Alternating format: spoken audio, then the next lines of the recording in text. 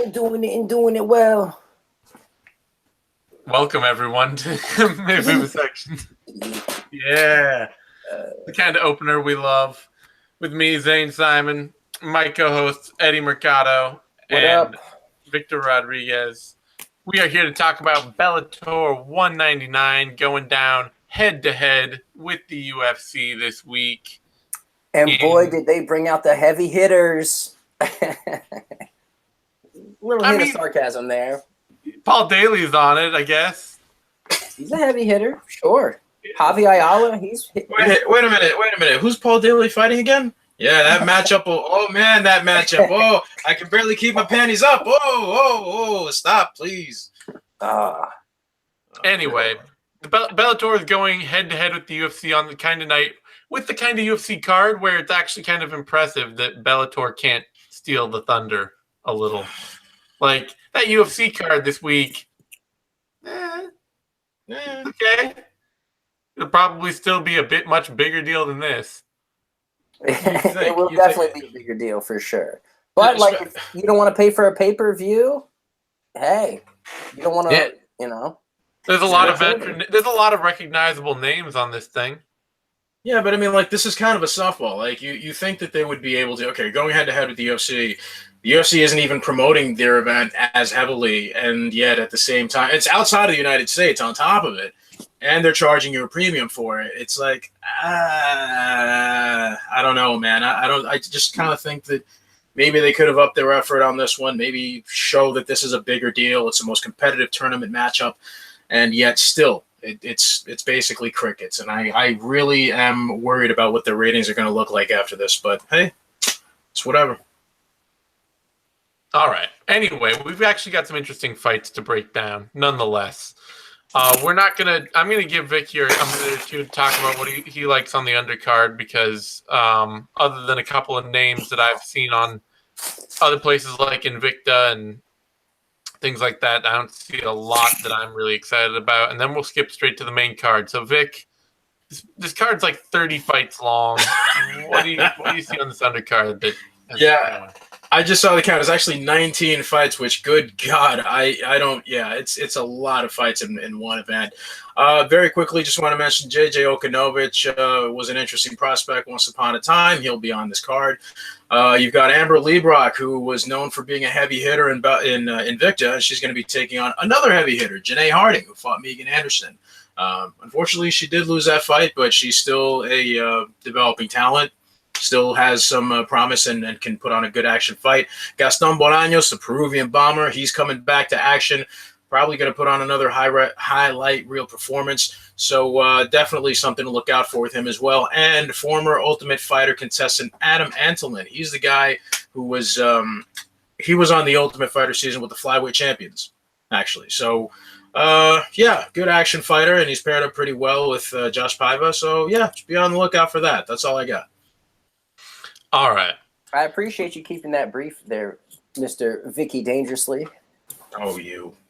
Well, we're going to jump straight into the main card now. And I thought, so when I prepared for this and I said, okay, scheduled it a week, like 3 days ago, like, okay, let's do this on Thursday afternoon. I checked best fight odds. They already had odds for King Mo versus Ryan Bader up, just the fight. And I was like, they got odds for that fight up. Come Thursday, 2 days out, we'll get odds for the rest of this main card. That's fine. It'll make for a good show, whatever. No problem. It's 2 days out, and we still only have Ryan Bader versus King Mo as odds. So we won't have odds for the rest of this undercard, but usually with Bellator cards, it's pretty easy to pick who the likely winner will be. I don't know if it'll be as likely for this one, but Eddie, start us out with a main card lightweight bout. Carrington Banks taking on Adam Piccolotti. A lot of intrigue in this one for me. You got Piccolotti, who was thought to be a prospect before, kind of hitting a couple speed bumps. And you have Banks, who is still a prospect and has looked pretty solid as of late. He's undefeated, 7-0, 3-0 in Bellator, really strong wrestling base. And, he did fairly well against Steve Cazzola in his last fight, even landed some pretty decent strikes on the feet, which I thought was pretty cool. So Piccolotti, he was doing really well and got this huge win over Brandon Gertz that caught a lot of people's attention. And then he gets matched up against Goiti Yamauchi, who is pretty elite. And Yamauchi had his way with him.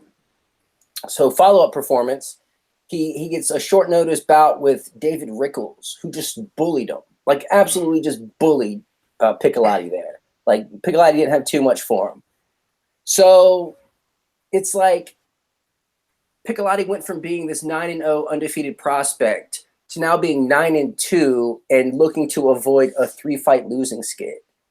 And you know he's facing a prospect who could potentially do big things. So Piccolotti's back is to the wall here. So who's more likely to get the finish? You got to go with Piccolotti. I mean, we've seen him submit 3 of his Bellator opponents. And Banks has really just done nothing but go to decisions since he left the regional scene, basically. So can Banks get the takedown? Assuming that he can, will he be able to mount any offense from there? And Piccolotti's a BJJ black belt, but we really haven't seen his guard game. And we've seen him on his back when Brandon Gertz got him down, and he was actually in quite a bit of trouble there at the end of the 3rd round. And had that fight lasted longer, if there was more time on the clock, who knows if Gertz would have gotten the finish there at the end. So I don't know. He was bullied by David Rickles. I don't think Banks is capable of doing the same sort of thing at this point in his career. And this could definitely be one of those situations where the prospect gets caught where he's most comfortable at. And for Banks, that's the ground. So he could easily get caught out of nowhere with the submission, get subbed by Piccolotti, but I'm sticking with Banks here. I think him being the better athlete is going to compensate for whatever areas that Piccolotti might have the technical edge in. So Carrington Banks by unanimous decision. All right, Vic, what do you say? You picking the grappler to upset the wrestling prospect?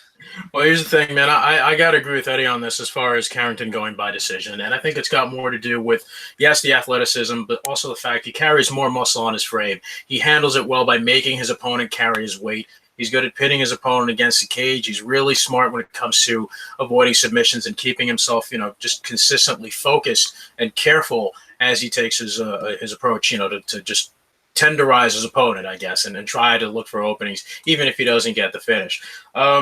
Neither one of these guys is a finished product as of yet, but unfortunately, stylistically, it seems to me that even though Piccolotti might have cleaner striking, I just don't really think I can rely on him all around. So I'm going to have to go Banks. All right. Both of you picking Banks. And as I say, no odds. Wish we had him. So we're just going to move on. And Vic, up next is a featherweight bout. Aaron Pico versus Lee Morrison. Oh, boy. All right. Lee Morrison is a Jiu-Jitsu guy, which, I mean, I don't want to say negative things about the team, but I do have some concerns regarding the striking coach or head striking coach there. And I'm going to say this. The only legitimate wins that I see on Morrison's record are against Daniel Swain and Julian Erosa. Other than that, you're looking at wins against guys that, well, actually, there's that one Russian dude that he beat. But other than that, you're looking at guys that are 1-8, 2-8, 6-31, 7-7, 0-10. Look, when most of your wins look like this and a lot of your losses are just, they're not, he's not out there getting finished. He's still got a hell of a lot more experience than Pico when it comes to mixed martial arts, but I really can't side with him despite his experience. It just doesn't seem to me like he's got it together. Whereas Pico hopefully should come in with a little more of a tighter game, and less defensive gaps. You kind of got to go with the super athlete that can hit hard. So I got to go with Pico here. I'd say that Lee Morrison's record doesn't look so bad as it just looks terribly inconsistent. Yeah. Like, there's some cans in there, but, Pavel Vitruk was 9-1 at the time he beat him. Malyutin, 27-11, Erosa, 10-1. Like, there's enough in there for me not to just be like, oh, he's just crushing cans. No, but it is tires pretty decent. I agree with that, but it's concerning to me when most of your recent wins are against cans. Now I got some questions that I don't know that I can trust you. From that 3-fight losing skid, he's on a 4-fight winning streak. The combined record of that winning streak, the opposition is 15-56. Oh yeah, no, I'm not saying his recent wins are good. I'm just saying overall he's gotten legit wins over some competition. Anyway, Eddie. Well, like Morrison, he's fun and he's scrappy, but he's not scary. He's he typically wins regionally, and then he goes off and loses on the bigger stages. I think he lost all but 2 of his M1. He's got a lot of M1 experience actually, but he lost most of them, almost all of them actually.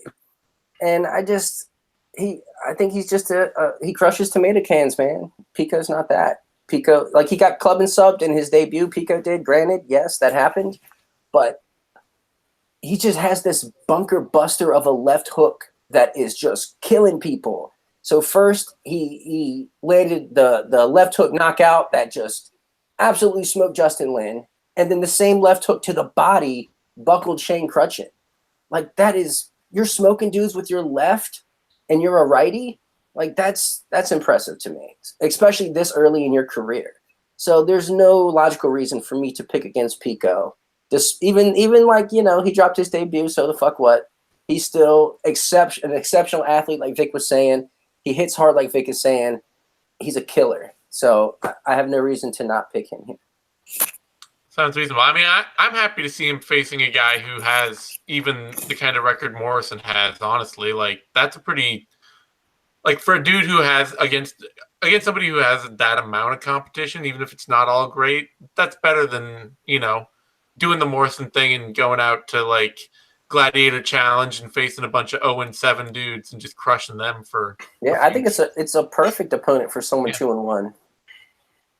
I'm happy with it, but Pico inside the distance. I don't know about perfect, but I mean, fine. I'm not upset about it, but what do you want to do? Do you want to do the UFC? It's hard. No, it's very difficult. I'm not like poo-pooing the whole thing. I'm like, maybe I don't know. I don't know what I'm really proposing. If there's something about it, I don't know that it's perfect, but I'm not mad about it. You got like Carl Roberson over in the UFC about to fight Cesar Ferreira, and Carl Roberson's like what, 5-0?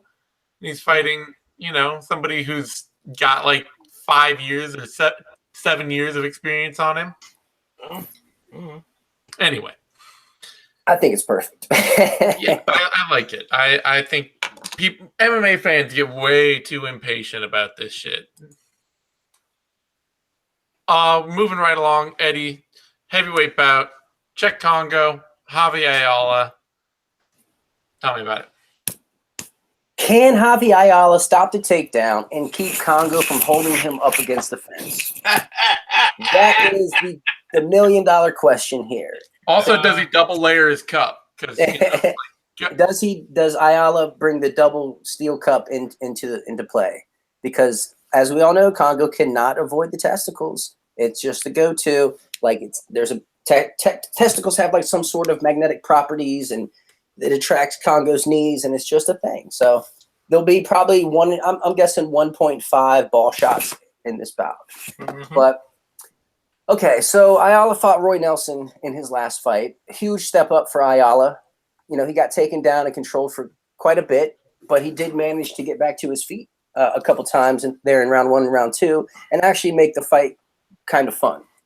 And while he was on his feet, he was able to land some pretty decent strikes, even land this unorthodox front kick that caught Nelson flush, but Nelson has a granite chin, so Nelson ate it like a champ and kept it moving.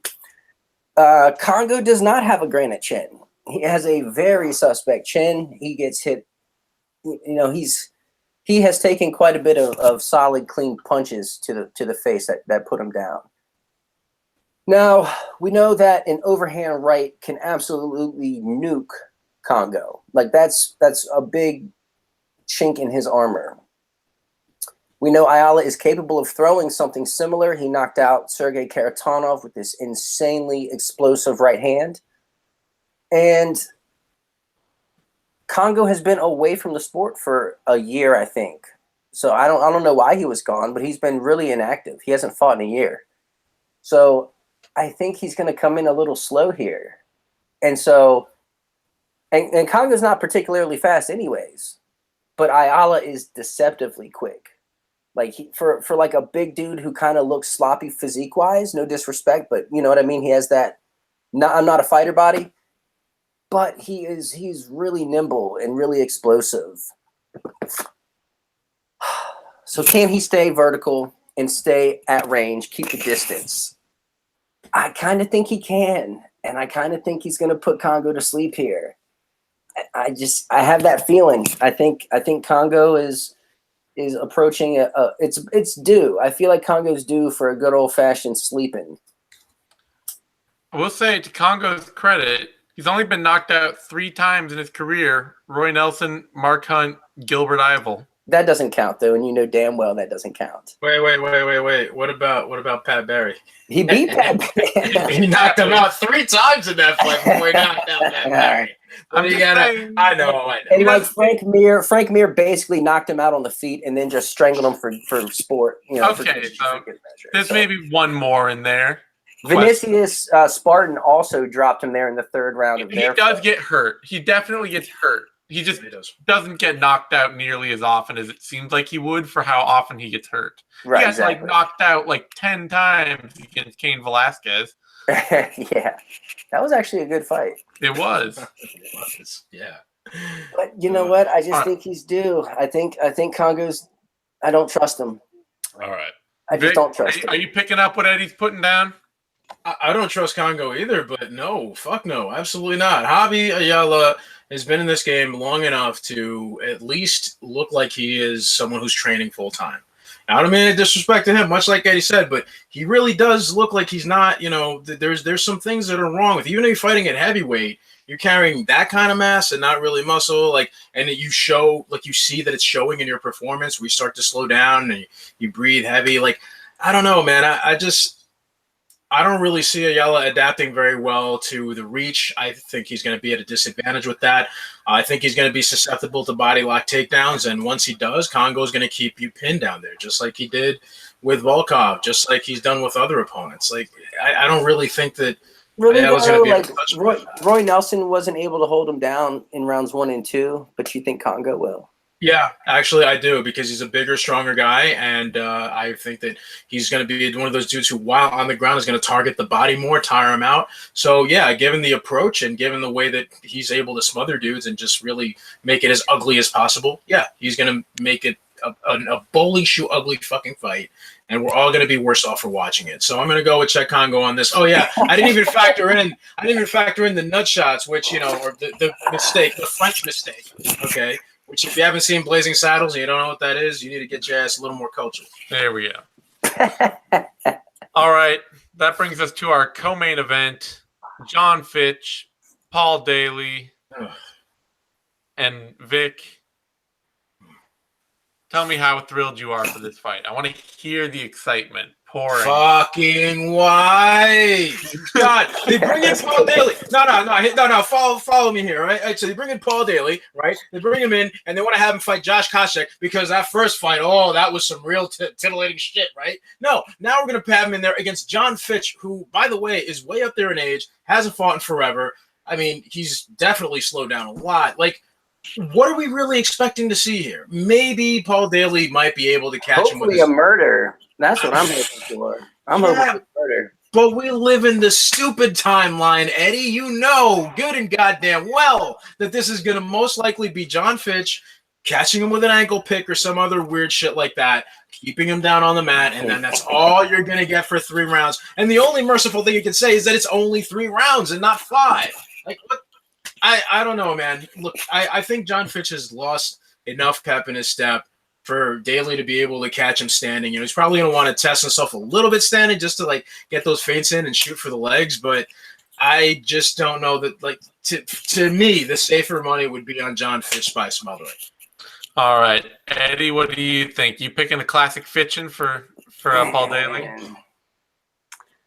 Can Paul Daly stay on his feet long enough to do some damage? We've seen Daly get taken down by much worse wrestlers, much worse. But damn it, Paul Daly hits freaking hard, man.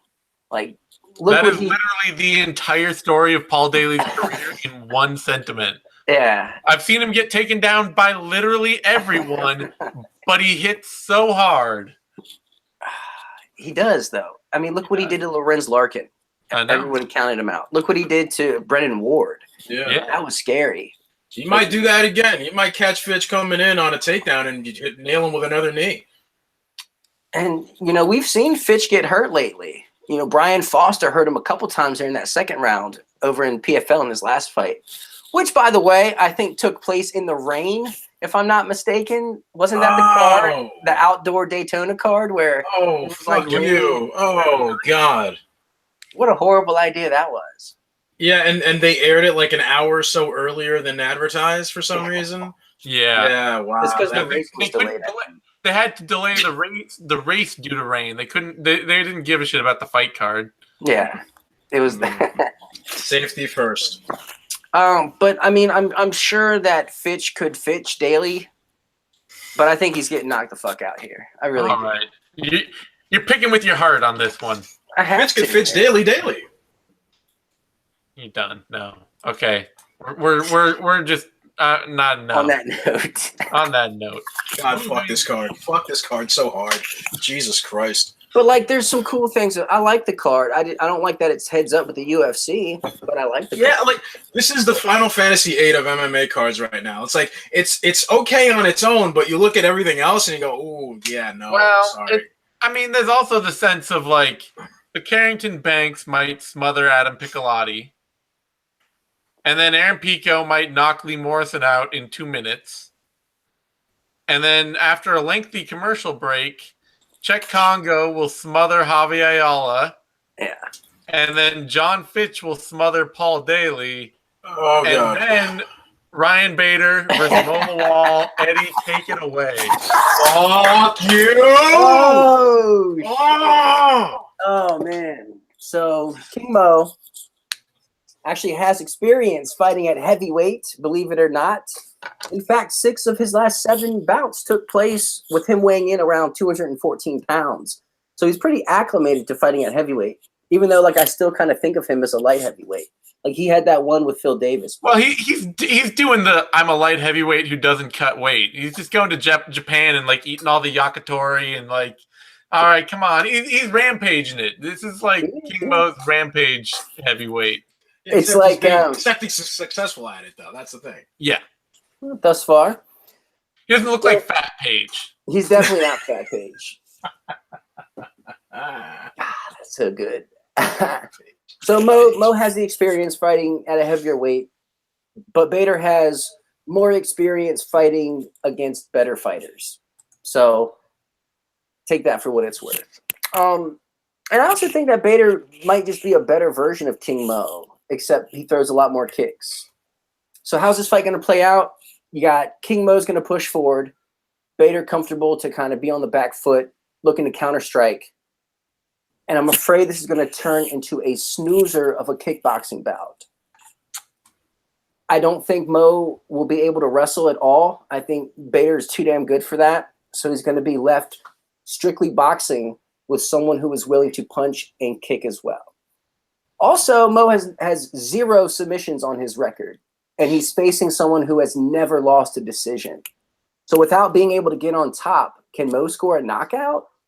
Mo isn't really consistent enough on the feet, you know what I mean, to trust that he can put together some sort of combination that's going to hurt Bader.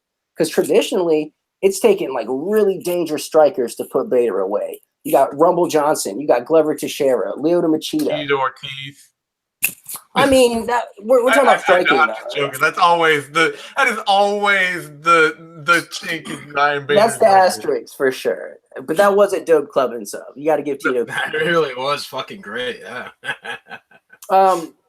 So yeah, I feel like Mo will be just way too one-dimensional, only leaning on his punches, and that's not going to be enough to outland Bader, who will be able to, you know, land punches, land kicks, and maybe even get a takedown of his own. I wouldn't even be surprised if that happened at some points like he did against Phil Davis. So I'm going with Ryan Bader, a boring-ass decision. Hopefully some miracle happens to where the fight ends at some point early, but I got Bader by decision. All right, Vic, what are you taking? Look, I actually like this fight because I think it's going to be tactical. I like watching Ryan Bader fight. I like Mo. But I'm just thinking about this whole card. Like, I'm more excited for M1 this weekend. I'm more excited for Road FC putting on Aurigeli, beating up that poor fat Korean fuck yet again. Okay, that 0-3 guy. For some reason, they got to put him in. The guy who fights tournament is legendary stuff. You ever see a guy in an MMA fight with a rash guard in the pros? Well, you're about to, because that's what that guy does. That's the real. What a fucking Adonis you're looking at. He's gonna fight. Look. All right. This Calm fight, down, all right. Calm This down. fight. Ryan Bader, as our good friend Ben Cohen says, is not a bad boxer by any means. But here's the thing.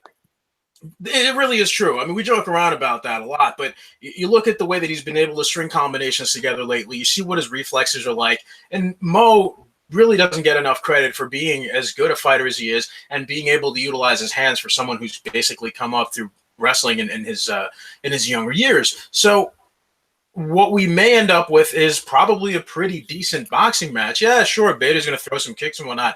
I don't think that that's going to be as much of a factor. I don't think he'll be employing them as much.